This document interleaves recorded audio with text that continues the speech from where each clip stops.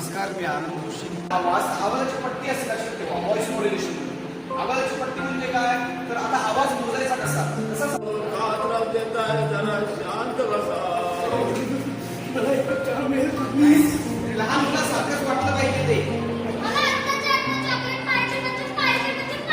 Energy घ्या सगळेजण.